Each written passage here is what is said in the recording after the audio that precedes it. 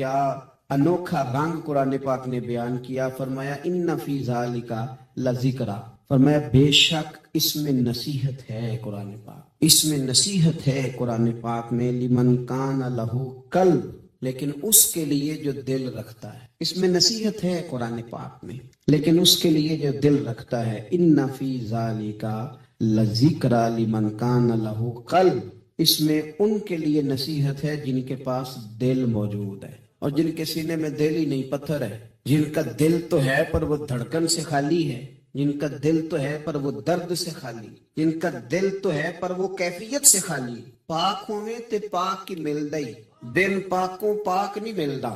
سارے جسم دے تومن نالوں اکو ٹکڑا تولا دل دا. اور اقبال کہنے لگے دل بیدار پیدا کر کہ دل خوابیدہ ہے جب تک، نہ تیری ضرب ہے کاری نہ میری ضرب ہے کاری. اور فاضل بریلوی نے تو مشورہ دیا ہے، کہنے لگے دل کو کام لگا دو. حضور کون سے؟ فرمانے لگے دل ہے وہ دل جو تیری یاد سے معمور رہا، اور سر ہے وہ سر جو تیرے قدموں پہ قربان گیا. جو دل رکھتا ہے وہ قرآن پاک سے نصیحت لے گا. جس کے پاس دل ہے، اس کا مطلب ہے کچھ سینوں میں گوشت کا لوتھڑا تو ہے پر دل نہیں. ان کے سینوں کے اندر خون پمپ کرنے والی مشین تو موجود ہے جو دھڑک رہی ہے جب سے وجود بنا ہے، لیکن وہ دھڑکنے خالی ہیں. دل جب دھڑکتا ہے تو وہ کسی کے لیے دھڑکنا چاہیے، اور کسی کا درد ہو دل میں. اللہ تعالیٰ نے قرآن مجید میں فرمایا کہ میں نے دل دو نہیں بنائے، دل ایک بنایا. اس میں کہ کہیں یہ نہ ہو کہ دو دل ہوں تو ادھر کوئی اور ہو ادھر رب ہو. فرمایا نہیں، دل ہی ایک بنایا ہے، کوئی اور آ ہی نہیں سکتا. یا خدا رہے گا یا محمد مصطفیٰ رہیں گے صلی اللہ علیہ وسلم. دل ہی ایک بنایا ہے، اور دل ہے وہ دل جو تیری یاد سے معمور رہا. دل دھڑکے اور پھر وہ تڑپے، وہ کسی کے دکھ میں تڑپے، وہ کسی کے درد میں تڑپے، وہ کسی کی پریشانی پہ تڑپے، وہ کسی کی محبت میں تڑپے. اور جب وہ خوب تڑپے نا تو وہ تڑپ جو ہوتی ہے، کچھ زخم ایسے ہوتے ہیں جن کا مزہ آتا ہے. یعنی جب بعضوں کا زخم ٹھیک ہونے پہ آئے تو آپ اسے تھوڑا سا ہاتھ لگائیں تو وہ تھوڑا سا نا مزہ دیتا ہے. کچھ زخموں کا بھی مزہ ہوتا ہے. آتش کہنے لگا وہ مزہ دیا ہے تڑپ نے کہ میری آرزو ہے یا رب میرے دونوں پہلوؤں میں دل بے قرار ہوتا. میرا دل کرتا ہے دو دل ہوتے، میں ایک سے تڑپا ہوں تو اتنا مزہ ہے، اگر میں دو سے تڑپتا تو کتنا مزہ ہوتا. میرے دونوں پہلوؤں میں دل بے قرار ہو. عزیز بھائی، دل پر محنت، دل کی صفائی. 2 4 5 دن آپ غسل نہ کریں، مسواک نہ کریں، آپ کپڑے نہ بدلیں تو طبیعت پہ نا بوجھ بن جاتا ہے. اپنے آپ سے بندے کو تھوڑی سی نا کوفت محسوس ہوتی ہے. تو اگر 4 5 دن 6 دن اسی طرح گزر جائیں تو پھر انسان محسوس کرتا ہے کہ یار یہ میں کدھر آ گیا ہوں. اب وہ جب گھر آتا ہے سفر سے لوٹ کے تو پھر وہ کپڑے نکالتا ہے تو کھانے سے پہلے غسل کرتا ہے، کھانے سے پہلے وہ نہاتا ہے، کپڑے بدلتا ہے، مسواک کرتا ہے. طبیعت میری ٹھنڈی ہو گئی، اب ذرا مجھے نا میں فریش ہو گیا ہوں جی، اب میری طبیعت ہلکی پھلکی سی ہو گئی ہے جی میری طبیعت. اور میرے بھائی ظاہر پر تھوڑا سا گرد چڑھ جائے تو بندہ اپنے آپ کو فریش محسوس نہیں کرتا. تو اگر دل سارا حسد سے بھر جائے، بغض سے بھر جائے، عداوت سے بھر جائے، لوگوں کے بارے میں برے خیالات سے بھر جائے، کینے سے بھر جائے، تو کب انسان کو سکون آئے گا؟ کوئی بھی نہیں تنگ ہوتا آپ کے حسد سے. اگر کوئی معاذ اللہ کسی سے جل رہا ہے تو کسی کا کچھ بھی نہیں بگاڑ رہا. اگر کسی سے حسد کر رہا ہے تو کیا نقصان کر لیا اس نے کسی کا؟ اپنے آپ کو ہی جلا رہا ہے، اپنے آپ کو ہی تکلیف دے رہا ہے. اسے مل مل کے دھو اپنے دل کو. اگر یہ صاف ہو گیا تو تیرا وجود ہی ہلکا پھلکا ہو جائے گا، تو خود سکون میں آئے گا. اسے مل مل کے دھو، مل مل کے اس کو صحیح کر کے صاف کر. امام غزالی رحمت اللہ تعالی علیہ سے کسی نے کہا تھا کہ ہم اتنا سنتے ہیں امام حسین کو، اتنا پڑھتے ہیں مولا علی کو، اتنے تذکرے ہیں ہمارے سامنے عثمان غنی رضی اللہ تعالیٰ، اتنا ذکر ہے فاروق اعظم کا، ابو بکر صدیق کا، اتنا ذکر ہوتا ہے نبی پاک علیہ السلام کے اخلاق عالیہ کا، پھر اس کا اثر کیوں نہیں؟ پڑھتے ہیں، سنتے ہیں، بیان کرتے ہیں، کہا جاتا ہے، سنا جاتا ہے، پھر اس کا وہ اثر کیوں نہیں؟ وہ طبیعت پہ چیزیں نقش کیوں نہیں ہو رہی؟ تو امام غزالی رحمت اللہ علیہ فرمانے لگے کہ اگر آئینے پہ گرد پڑ جائے تو اس میں عکس صحیح نظر نہیں آتے، آئینے صاف کر لیے جائیں تو پھر اس پہ عکس نظر آتے ہیں. ہمارے آئینے نا تھوڑے سے گرد والے ہو گئے ہیں، دل تھوڑے سے نا میلے کچیلے ہو گئے ہیں، تو کوئی بھی عکس اس پہ چڑھتا نہیں. جتنی مرضی بڑی بات سننے چڑھتا ہے. مثال دیتے ہیں, کہتے رومیوں اور چینیوں کا مقابلہ ہو گیا تھا نقش نگاری کا. بادشاہ نے کہا جو اچھا نقاش نکلے گا, اچھی خطاطی کرے گا, اسے انعام دوں گا. تو رومیوں نے تو بڑے بڑے رنگ منگوائے, تو بڑی بڑی پینسلیں منگوائیں, تو بڑا انہوں نے کام کیا. درمیان میں پردہ تھا, آمنے سامنے دیواروں پہ نقش بنانے تھے. لیکن چینیوں نے کوئی چیز بھی نہیں منگوائی. 1 مہینے 1.5 مہینے کا ٹائم تھا. فارغ ہو کے بادشاہ نے پردہ ہٹایا کہ بیچ کھڑے ہو کے فیصلہ کروں گا کس کے نقش و نگار اچھے ہیں, انعام ملے گا. پردہ ہٹایا تو جیسے نقش رومیوں کی دیوار پہ تھے ویسے چینیوں کی دیوار پہ تھے, ایک نقطے کا بھی فرق نہیں. بادشاہ کہنے لگا کیسے فیصلہ کروں, تم نے کیا کیا ہے, سمجھ نہیں آئی تم نے کیا کیا. تو چینیوں سے یہ بھی پوچھنے لگا کہ نہ تم نے کوئی رنگ منگایا, نہ پینسل منگائی, نہ کوئی اور چیز, تم بالکل سیم. وہ کہنے لگے بادشاہ ہم نے تو کوئی نقش بھی نہیں بنایا. تم نے پھر کیا کیا؟ کہنے لگے ہم نے ذرا مال مال کے دیوار صاف کی ہے, دیوار کا آئینہ بنا دیا ہے. نقش تو انہی کے ہیں لیکن نظر ادھر آ رہے ہیں. میں نے سنا ہے کہ اس کے شبستان سے متصل ہے بہشت, مکی ادھر کے بھی جلوے ادھر کے دیکھتے ہیں. سنا ہے اس کے شبستان سے متصل ہے بہشت, مکی ادھر کے بھی جلوے ادھر کے دیکھتے ہیں. سنا ہے بولے تو باتوں سے پھول جھڑتے ہیں. اگر یہ بات ہے تو چلو بات کر کے دیکھتے ہیں. اگر یہ بات ہے تو چلو پھر بات کر کے دیکھتے ہیں. میرے عزیز کہنے لگے کہ وہ نا جناب ہم نے صرف دیوار صاف کی ہے, اتنی صاف کی ہے کہ شیشہ بنا دیا, تو اب ان کے نقش ادھر بھی نظر آتے ہیں. تو بس اب بادشاہ خوش ہو گیا. اس نے کہا کوئی بھی نہیں جیتا, کوئی بھی نہیں ہارا, تمہارا انعام برابر کا ہے. تمہیں نقش بنانے کا انعام ملے گا اور تمہیں صفائی کرنے کا انعام ملے گا. امام غزالی کہنے لگے چل تو اس طرح کر, روز تو غسل کرتا ہے, دانت صاف کرتا ہے, بال کٹواتا ہے, ناخن بڑھ جائیں تو کٹواتا ہے, کوئی چیز ذرا تھوڑی بڑھ جائے تو چھوٹی کرتا ہے, تو کوئی لباس پورا نہ ہو تو اس کو سیٹ کرتا ہے. تو اس طرح کا ظاہر پہ جو اتنی محنت کی ہے, ذرا مال مال کے دل دھو, انشاءاللہ امام حسین کا فیض بھی نظر آئے گا, مولا علی کے جلوے بھی نظر آئیں گے, حضرت عثمان غنی کی حیا کا عکس بھی نظر آئے گا. اسے پہلے دھو لے, پھر تمہیں سیدنا عمر کی عدالت کا فیض ملے گا, حضرت صدیق اکبر کی صداقت کا نور ملے گا. پھر تو دیکھنا تیری طبیعت پہ نبی پاک کے اخلاق عالیہ کا بھی فیض نظر آئے گا. لیکن پہلے اسے دھو لے, اسے دل بیدار پیدا کر کہ دل خوابیدہ ہے جب تک, نہ تیری ضرب ہے کاری نہ میری. کچھ چیزوں سے دل سخت ہوتا ہے. جو لوگ دنیا داری کی اور فضول باتیں زیادہ کرتے ہیں ان کا دل سخت ہو جاتا ہے, جو ہنستے زیادہ ہیں ان کا بڑا سخت ہو جاتا ہے. اور صوفیاء کہتے ہیں جو کسی پہ ہنستے ہیں نا ان کا تو مردہ ہی ہو جاتا ہے, تو معاملہ ہی ختم ہو گیا. اور جو لوگ رزق حرام کی طرف بڑھتے ہیں ان کا دل بھی مردہ ہو جاتا ہے. اور اقبال کہتے ہیں جو مشینی زندگی گزارنے لگتے ہیں نا, روحانی زندگی سے نکل جاتے ہیں. ہم آج کل مشینی زندگی پہ آتے ہیں. ہمارے پاس انٹرنیٹ ہے, موبائل ہے, آواز کے فاصلے اتنے کم ہوئے ہیں کہ دلوں کے فاصلے بڑھ گئے ہیں. اقبال کہنے لگے دل کے لیے موت ہے, دل کے لیے موت ہے, دل کے لیے موت ہے, یہ مشینوں کی حکومت. احساس مروت کو کچل دیتے ہیں یہ آلات, آلات پہ زندہ ہیں ہم. دل کے لیے موت, اور کسی کے گھر جانا, دروازے پہ دستک دینا, اور کبھی خط لکھنا تو سوچ سوچ کے, کبھی کاٹنا تو پھر لکھنا. لفظ یہ اس کے شایان شان نہیں, یہ جملہ میں نے بدل دیا ہے. لیکن اب بے باکانہ گفتگو ہے, تو مجھے وائس کر دے, میں تجھے وائس کر دوں گا, حال ہی کوئی نہیں. تو کیا کوئی سوچے گا, کیا کوئی لکھے گا, کیا کوئی اس میں خوبصورتی کے رنگ بھرے گا. سخت ہو جاتے ہیں دل جب آپ مشینوں کی زندگی میں زندہ رہتے ہیں. دل نرم کیسے ہوتے ہیں؟ میرے نبی پاک نے فرمایا یتیم کے سر پہ ہاتھ پھیر, رب تیرا دل نرم کرے گا.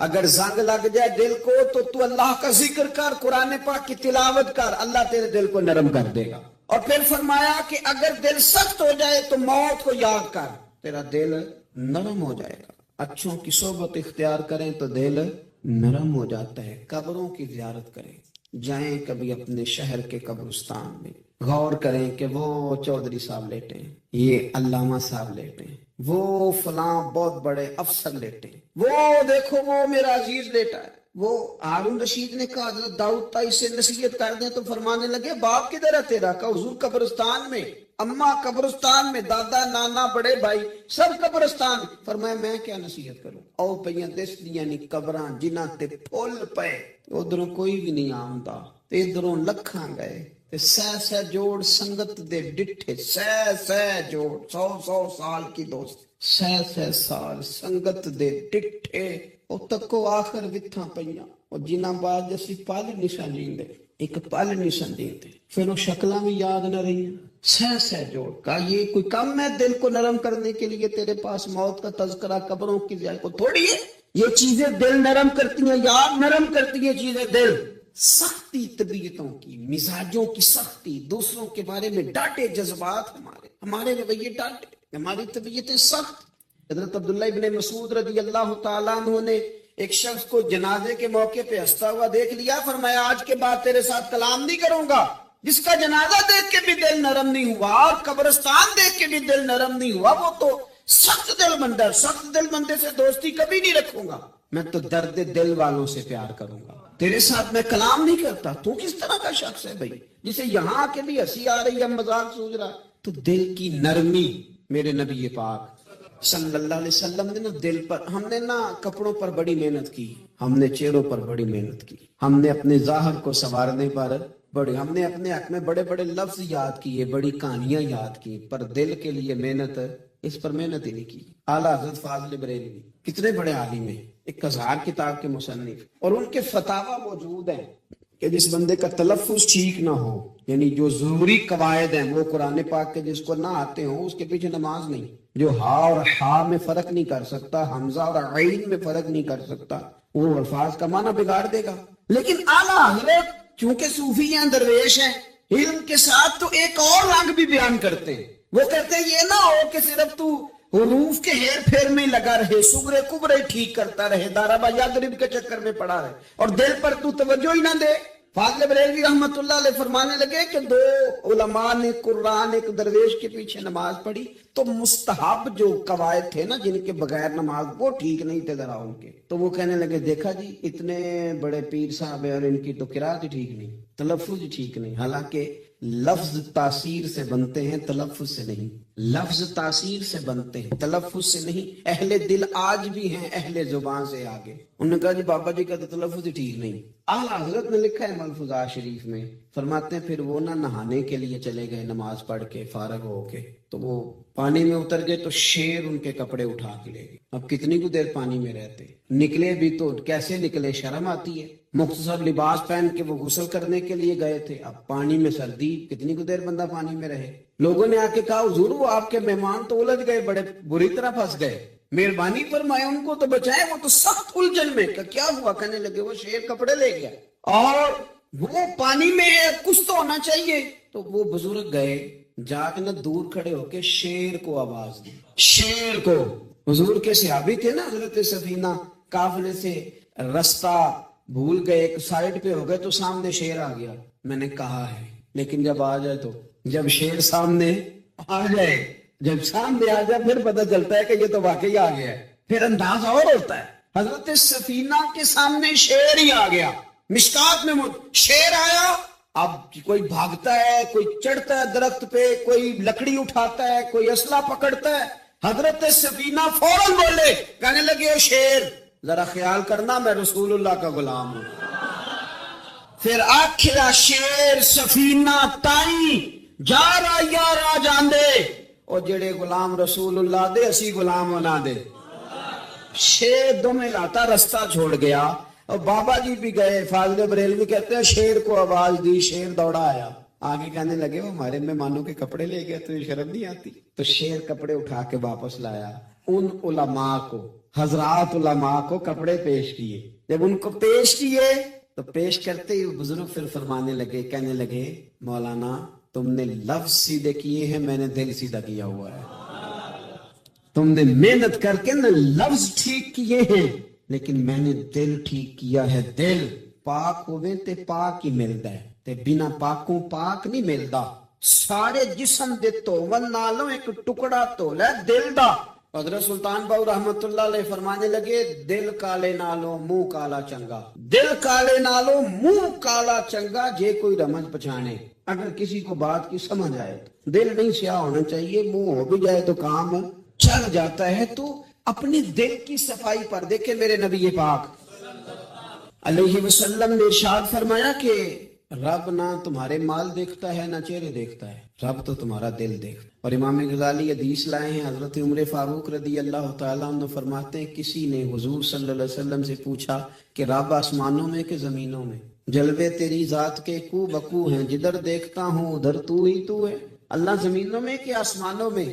تو حضور فرمانے لگے رب تو بندہ مومن کے دل میں رہتا ہے، اللہ تو مومن کے دل میں ہے۔ مومن کے دل کتنا بڑا ہے وہ دل جس میں رب ہے، رب کی یاد ہے، رب کی محبت ہے۔ اس لیے حضرت عمر فرمایا کرتے تھے میں نے دل کی آنکھوں سے اپنے مالک کی زیارت کی ہے۔ اور اقبال نے شاید اسی لیے مشورہ دیا تھا کہ دل بینا بھی کر خدا سے طلب، آنکھ کا نور دل کا نور نہیں، اللہ سے آنکھوں والا دل مانگ، اندھا نہ ہو جائے کئی طرح دل، دل بینا بھی کر خدا سے طلب، آنکھ کا نور دل کا نور نہیں۔ عزیز بھائی اللہ کے جلوے، لیکن ایک بات ذہن میں رکھنا، کسی گلاس میں تھوڑی سی غلاظت ہو نا، دودھ تو دور رہا، شہد تو دور رہا، اس میں کوئی پانی بھی نہیں پیتا، تھوڑی سی غلاظت ہو، اور آپ کی آنکھوں کے سامنے وہ غلاظت دھل بھی گئی، صاف بھی ہو گئی، شرعی تقاضے پورے ہو گئے، پھر بھی کچھ لوگ کہتے ہیں میری طبیعت نہیں مانتی، میرا دل نہیں مانتا۔ صحیح کہہ رہا ہوں میں؟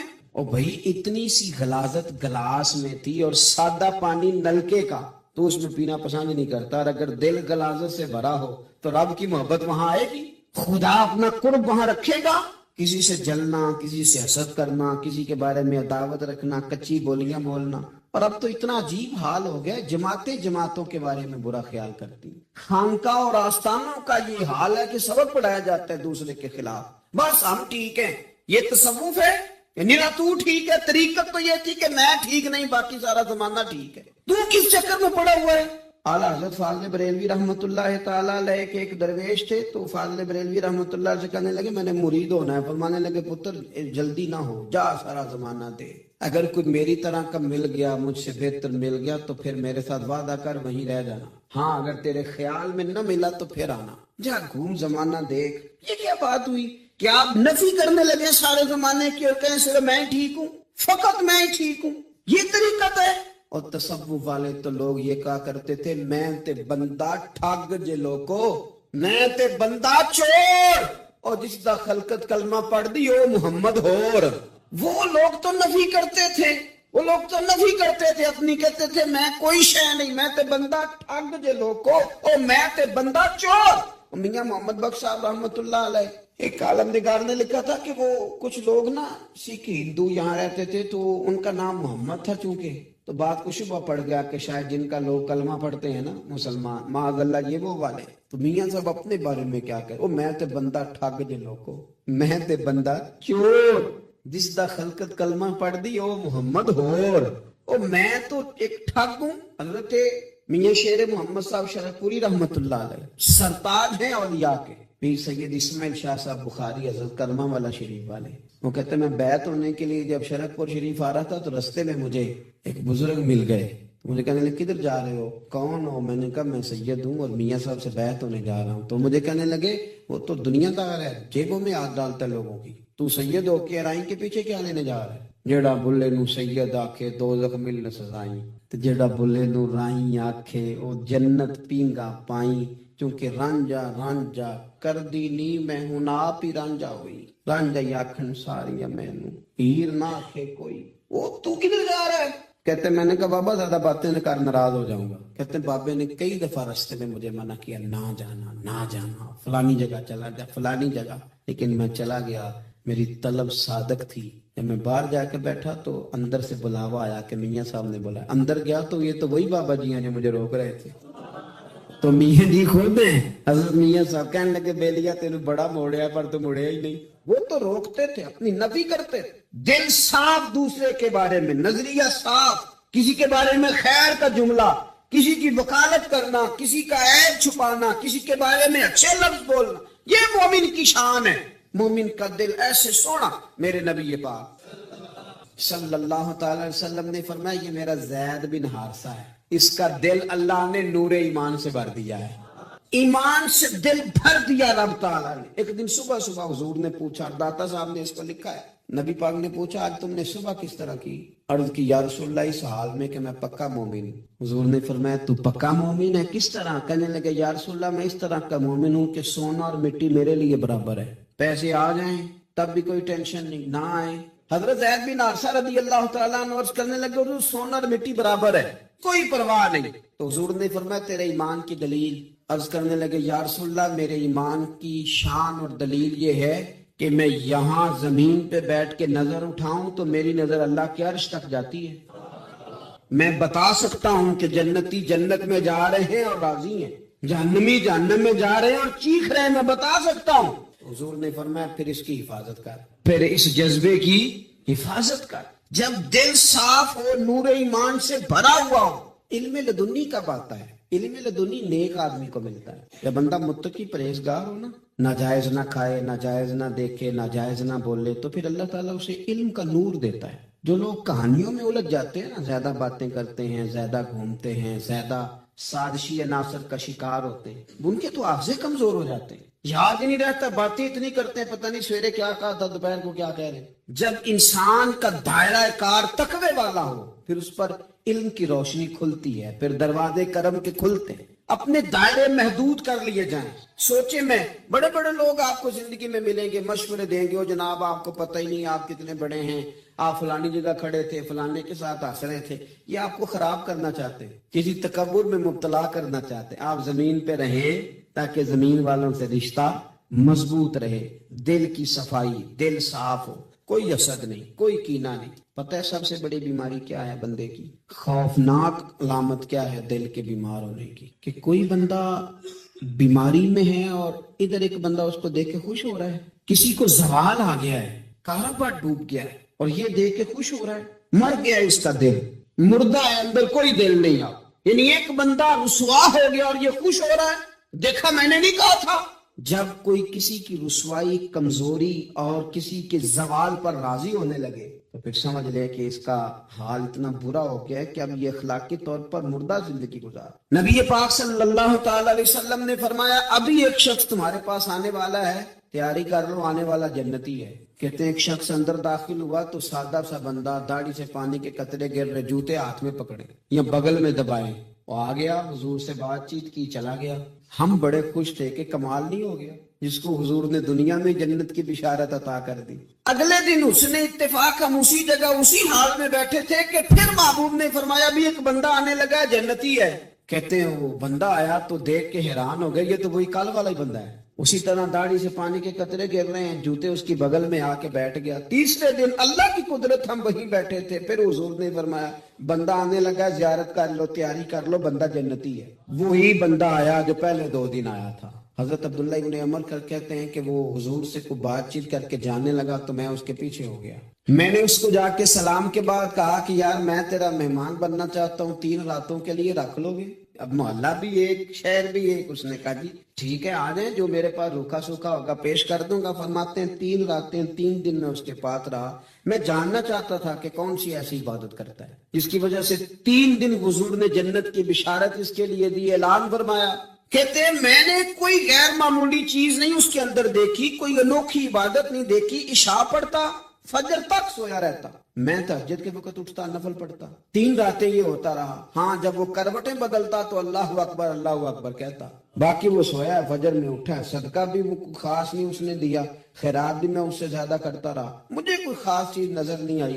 تیسرے دن میں جانے لگا تو میں نے اسے کہا یار سن، مجھے کوئی ضرورت نہیں تھی تیرے گھر میں قیام کرنے کی، میرا گھر قریب ہی ہے۔ وہ تو کمال یہ ہے کہ نبی کریم علیہ السلام نے اپنی زبان فیض ترجمان سے، یعنی وہ زبان جس کو سب کن کی کنجی کہیں، اس کی نافذ حکومت پہ لاکھوں سلام، حضور نے 3 دن تجھے مسلسل جنتی کہا ہے۔ میں تو دیکھنے آیا تھا کہ تیرے اندر کوئی عمل ہو تو میں بھی وہ شروع کروں۔ تو وہ کہنے لگا یہی ہے جو آپ نے دیکھ لیا ہے، فرض نماز ہی پڑھتا ہوں، روٹین کے کام ہی کرتا ہوں، کوئی خاص چیز تو میرے پاس کوئی نہیں۔ حضرت عبداللہ ابن عمر فرماتے ہیں میں نے تو سمجھا کہ میں تو اس سے زیادہ خیر کے کام کرتا ہوں۔ اب میں سوچتا ہوا وہاں سے نکلنے لگا کہ پھر کیا خاص بات ہے جو نبی پاک نے 3 دفعہ اسے جنتی کہا ہے۔ جب میں نکلنے لگا نا، دروازے پہ مڑنے لگا تو اس نے آواز دی، کہا یار سنو ایک بات یاد آئی ہے۔ میں نے کہا وہ کون سی؟ کہنے لگا یار جب سے بالغ ہوا ہوں نا، جب سے اللہ نے توفیق اسلام دی ہے، میں نے جب بھی اپنا دل دیکھا ہے نا، جب بھی میرے دل میں کسی کے لیے حسد کوئی نہیں، کوئی عداوت نہیں، کوئی بغض نہیں، کوئی کینہ نہیں، کوئی کیا کر رہا ہے میرے دل میں سب کے لیے خیر ہی ہے، دل میرا صاف ہے، اس کے علاوہ نہیں مجھے پتا کیا عمل ہے۔ حضرت عبداللہ بن عمر کہتے ہیں پھر مجھے سمجھ آ رہی ہے کہ جو تیرے دل کی صفائی ہے نا، یہ بنیاد بن گئی ہے جس کی بنیاد پر نبی پاک نے تجھے 3 دفعہ جنت کی بشارت عطا فرمائی۔ آپ دل میں میل کچیل رکھ کے نفل پڑھنا، عبادتیں کرنا، ریاضتیں کرنا، صدقات دینا زیادہ نفع بخش نہیں ہوتا۔ دل صاف ہونا تو تھوڑی عبادت بھی کام آ جاتی ہے۔ یہ حدیث بتاتی ہے کہ دل صاف ہو تو تھوڑے صدقے بھی زیادہ نفع کر جاتے ہیں۔ دل پر توجہ دیں۔ سب سے ضروری کام ہے کہ ہم سویرے اٹھ کے اپنے دل سے پوچھیں کہ تیرا لوگوں کے بارے میں خیال کیا ہے، شام کو پوچھیں کہ تیرا لوگوں کے بارے میں رویہ کیا ہے۔ آپ اپنے دل لوگوں کے لیے صاف کر دیں، اس میں خیر پیدا کر لیں۔